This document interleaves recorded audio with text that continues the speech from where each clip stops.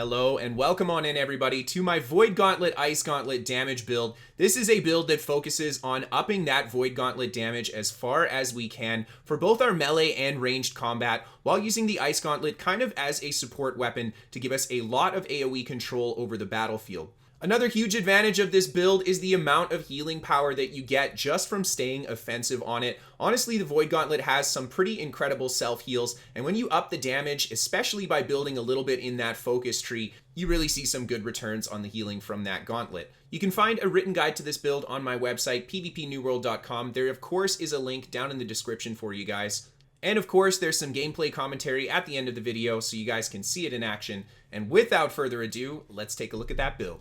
So to start off, I want to say that I am in light armor with this build, but you by no means have to be in light armor to play this build. You can play it in heavy or medium. It is a very control-focused build, especially in something like Wars. I think that this would be better in a heavier armor weight, and if you want to play more small-scale or solo PvP, light armor becomes a pretty good choice too. So let's take a look at the attributes. 210 intelligence, 150 focus, and 100 in constitution. The Void Gauntlet itself scales off of primarily intelligence, secondarily focus. So that's why I've stacked so much in these two here. The Ice Gauntlet is used more for utility on this build. So the fact that we aren't stacking fully into intelligence isn't as big a deal because the Void Gauntlet is our primary melee and distance damage dealer. The important points that we get here, of course, 10% damage to the light and heavy magic attacks, 10% critical hit damage. This build is actually a crit build, so that comes in very handy. And then we get 15% elemental damage, and last but not least, plus 10 mana after a roll dodge. Fantastic for our sustain, and pretty much means that we don't have to run anything past this for our sustain for mana. And then in the focus tree, we get the 10% mana regen rate, plus 20 to the mana pool, and the one that's actually really important, plus 20% healing output.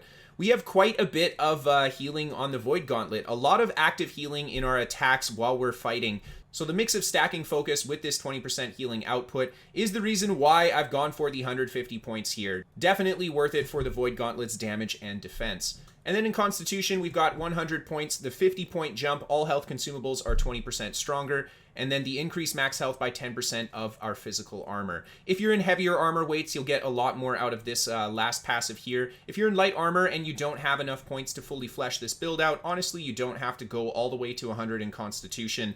But that increased consumable strength is very important for survivability in PvP especially.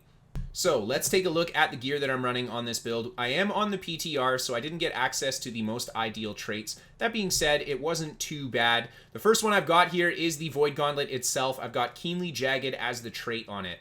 Now, I would actually love to have Keen on the Void Gauntlet for the increased crit chance. Not only is it going to be great for our damage, but we benefit a lot healing-wise from having a higher crit rate, and we get a lot of cooldown reduction from the crit rate too, so definitely going for at least Keen on the weapon. Keenly Jagged is not a bad second trait. I would say even something like Vicious might be the better option, because especially with the sword, the Void Gauntlet has quite a bit of burst.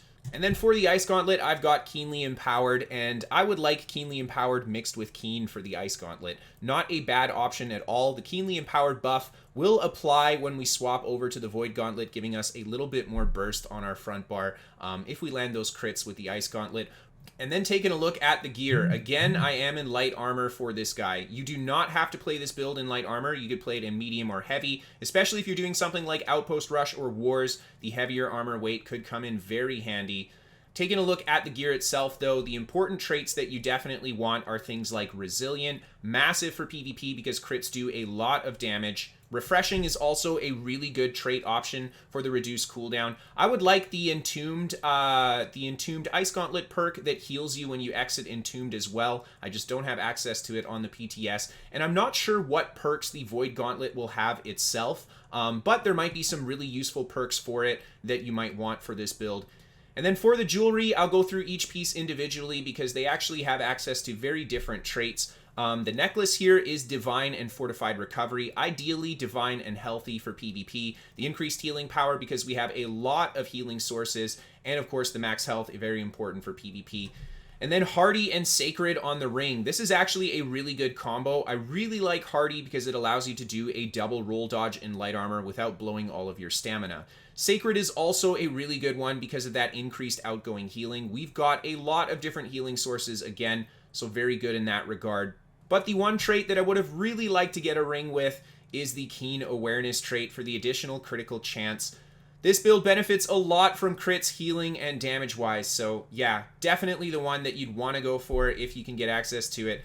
And then for the earring, I've got Regenerating and Purifying Toast. Regenerating is absolutely fantastic. Ideally, I think it would be better to get the potion cooldown reduction here instead of the Purifying Toast. Now for the gems on this build, for the weapon, I've gone with Gambit for the 15% additional damage while your stamina is not full for both weapons. I like this a lot because I like to play in light armor, but if you're playing in heavy armor and not dodging as much, or if you just feel like you don't benefit a lot from the dodges, you could go for the Cruel instead for the 12% increased damage against opponents that are afflicted by a crowd control status effect. We've got a lot of roots, we've got a lot of slows, and we've got some staggers too, so we can get a lot of good use out of this Cruel enchant. And then for the jewelry, I've actually gone with Wilderness Ward and a single Spectral Ward. I really like Wilderness Ward because physical damage is pretty much the main thing that you fight in PvP. On the PTR, I'm fighting a lot of Void Gauntlet players, but I imagine once this weapon goes live, we'll still see a physical meta. So having that increased physical damage reduction is great, and you get a little bit of elemental damage reduction, which is fantastic too. And then the jewelry, I mean, ideally it would be the Wilderness Ward too, but we've got Arcane Ward, which is not very useful at all. Just the PTR limitations there. And then, of course, all the gear has a mix of focus and constitution or intelligence on them. And that's because those are the three stats that we're kind of stacking. You don't want any strength or dex for this build if you can help it. And the consumables, of course, use the best consumables you have access to. You definitely want a healing potion and a regen potion because they have separate cooldowns. Having some food on your bar is amazing, especially if you're in light armor. You can break distance, heal up with the food without having to use a potion cooldown. And then last but not least, I've got the mana potion here. You know what? For the amount of sustain we have, the mana potion's not the best option. Either going for the gemstone dust or the oak flesh bomb to reduce the incoming physical or elemental damage we take would be a much better option because we definitely don't need that additional sustain. And these potions are quite strong, 20-second duration on it. And I believe a 30-second cooldown too, so you can keep this buff up quite often. And the last consumable buffs that I need to mention are the Steamed Abaya Serp for the increased intelligence. Pretty much any food buff that you can get to give you the focus, intelligence, or con to help you reach those values that you're looking at. And then, of course, the Powerful Honing Stone for the increase to our weapon damage. This is actually kind of important, not only for the outgoing damage, but the healing scales from our weapon damage too, so really nice in that regard. Now, these two consumables themselves are pretty expensive on the live server. You could just go for the tier 4 versions if you want to save yourself a bit of money. And finally, let's take a look at the skills I'm using on the Void Gauntlet here. The first ability I've got is the Petrifying Scream. Basically an AoE stagger that deals 100% weapon damage, rooting the opponent for 2 seconds and disabling movement. You can get an additional 1 second on the root if your opponent's below 50% health, and you gain a 10% fortify stack per opponent hit up to 3 stacks. Fantastic AoE stagger. Absolutely amazing ability. 15-second cooldown is pretty good too, but you can just slow down a bunch of opponents that are charging at you. This mixed with the Ice Gauntlet snares gives us incredible ability to control opponents in melee distance.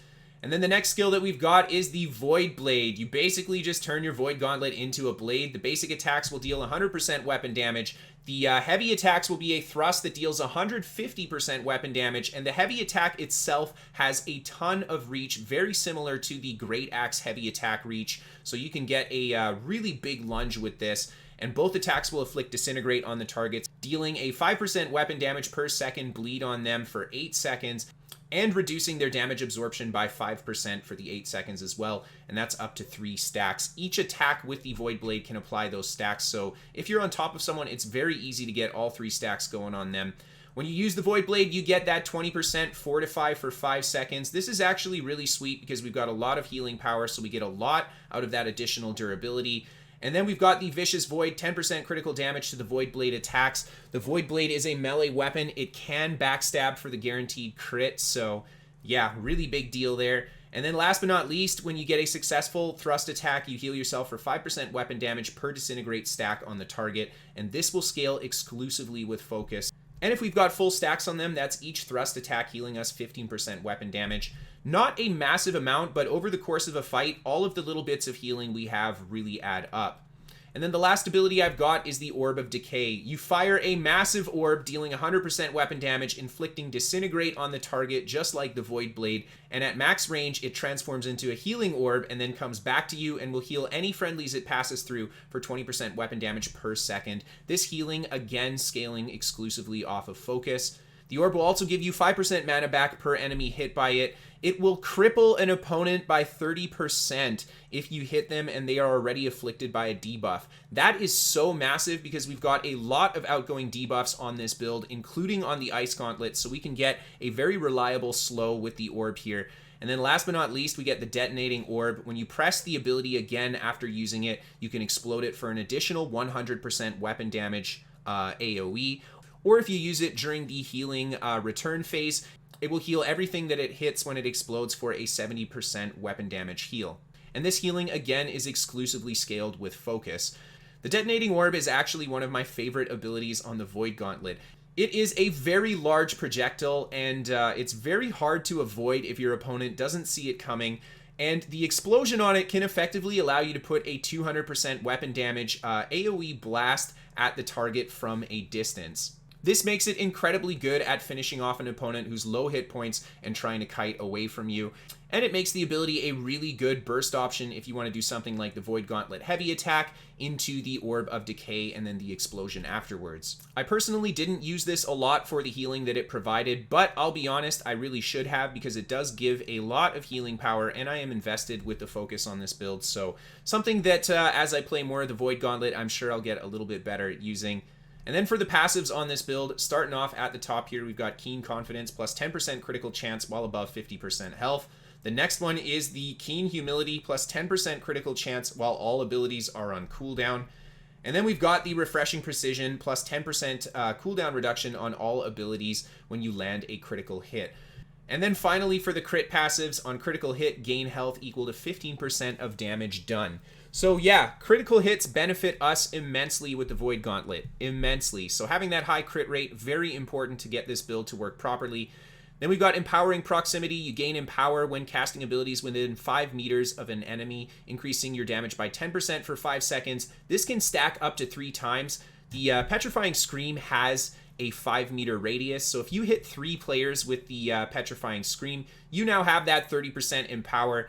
And then we've got, finally, the Refreshing Frailty plus 5% cooldown reduction on all abilities when successfully hitting enemies afflicted by 3 or more debuff stacks. Very easy for us to apply a lot of debuffs with the Void Gauntlet, so we can get some good usage out of that. Basically just focusing on criticals with this build here. And then the last one we've got is the Void Collar passive. On a successful ability hit, gain a stack of Void Essence. At 6 stacks, you consume all stacks and gain a 3-meter aura that heals yourself and friendlies for 30% weapon damage and deals 30% weapon damage per second to enemies within. The healing scales exclusively with focus, has a 5-second duration and a 20-second cooldown. This is a very good ability, especially if you're going to be using the Void Blade, because each attack of the Void Blade will count towards generating the stacks for the Void Collar. So it allows you to apply an immense amount of pressure if you're on top of someone with that Void Blade. And then last but not least, we've got Mending Evasion. Dodging with full mana heals you for 80% weapon damage, scaling exclusively with focus, and this is on a 20-second cooldown. A lot of synergy with the 200 intelligence dodge to gain mana passive. And of course, because we've got a decent investment in focus, this is about a 1k heal when we dodge every 20 seconds. And then taking a look at our Ice Gauntlet skills, the first one we've got is Ice Storm. You guys know this guy. We throw down the big storm on the ground. It'll snare anybody that walks into it and deal 17% weapon damage every 0.33 seconds for the duration. Now, they did nerf the damage on this a little bit on the PTS, but it's still a very good AoE control skill, and it still deals quite a bit of damage. The incoming damage will be increased by 10% for 3 seconds to enemies in this storm if they're below 50% health. The Ice Storm mana cost is significantly decreased while you're at full mana, and then finally you get a 10% damage bonus for each enemy in this storm. The next one we've got for the Ice Gauntlet is the Ice Shower, and this, again, a really fantastic Ice Gauntlet ability. You throw down the shower in front of you. Anybody that walks into it will be immobilized and rooted for 1 second. And then for 3 seconds afterwards, they get a 50% movement speed reduction. They cannot sprint and they cannot dodge. Very, very strong all-around ability. And then we've got the Enduring Shower to increase the duration to 7 seconds. The Quick Shower, so you get a 25% movement speed bonus when you walk through it. And Frigid Showers, when you apply the Frostbite, you will also apply Rend to the target, giving them a 10% defense reduction, allowing you to do more damage. Frigid Showers is not only great for helping control the battlefield and stopping melee fighters, but if you do trap someone in it, you can switch to the Void Gauntlet and take advantage of that Rend for the additional damage. And then finally, we've got Entombed as the final Ice Gauntlet skill here, and this is that great utility that it provides. Basically just a save, making you invulnerable for a moment of time. You turn into the Ice Pillar for 10 seconds and rapidly regen mana. You can end the tomb early if you want, or if you press the light attack button, you can shoot out an AoE that will damage and knock back opponents at the cost of 20 mana. You get a 25% increase to your defense for 3 seconds after breaking out of Entombed, and finally you cleanse all debuffs on you when you enter the Entombed as well. Essentially just a fantastic save skill, a great counter to when you get trapped in anything really bad, like an Ice Shower yourself, or something like the Great Axe Gravity Well. And then for the passives on the Ice Gauntlet here, the first one I've got is Critical Rejuvenation. Gain 15 mana whenever you critically hit a target. The next one here is Critical Frost. Increase critical chance by 15% when hitting an enemy in a frosted area or when hitting an enemy with Frostbite. And then Heavy Freeze. Your heavy attacks will root an opponent that is in your Ice Storm or has Frostbite on them for 1 second and has a 5-second cooldown. This definitely got nerfed from live, and I think this is a good nerf because it was pretty cheese to just continue heavy attacking someone and there's literally nothing they could do about it. And then for the next tree here, we've got Blocking Stamina. Blocking an attack with the Ice Gauntlet will convert mana to stamina, converting 3 mana to 15 stamina. There are a lot of different attacks in the game that if you block with this passive, they don't even cost stamina to block. So a very, very powerful blocking option for the Ice Gauntlet just by taking this passive. We get the Quick Frost, increased movement speed by 10% in a frosted area. The Frozen Touch, enemies are slowed by 25% for 2 seconds when they hit you with a melee attack while you have 100% health. Fantastic because it gives us even more control with the Frost Gauntlet. And then we've got Refreshing Frost, reduce the cooldown of all Ice Gauntlet abilities by 20% when casting an ability in a frosted area. And last but not least, Defiant Freeze. Casting an Ice Gauntlet ability grants you 20% Fortify for 2 seconds. Just adding more durability to our Ice Gauntlet bar. As you guys can see, this tree is very much so set up in a support and control kind of way, and we focus a lot more on damage with the Void Gauntlet. Alright, let's get right into that PvP commentary. I was on the PTR, so I didn't get a lot of open world PvP, mostly just duels, but I wanted to show you guys a variety of different fights against a variety of opponents. The first one here being the Great Axe Hatchet player in heavy armor. This is a very common thing that you'll fight in the game, and I think the Void Gauntlet, Ice Gauntlet combo really shuts this down. You guys can see I'm just chipping away at him, using my Ice Gauntlet and my Void Gauntlet Scream Stun in order to just prevent this guy from getting close to me, and it just lets me continue to chip at him with these heavy attacks. The heavy attacks also going to heal me with the Void Gauntlet, so you guys can see in this fight we are definitely going net positive against a melee fighter. Yeah, a great ability to just shut them down at a distance, and then he tries to go for a last-ditch effort with the hatchet invulnerability for a few seconds, but just a poke to finish him off. And now this next fight is against a musket and rapier player, and these players usually have fairly high damage, so the trick is getting close to them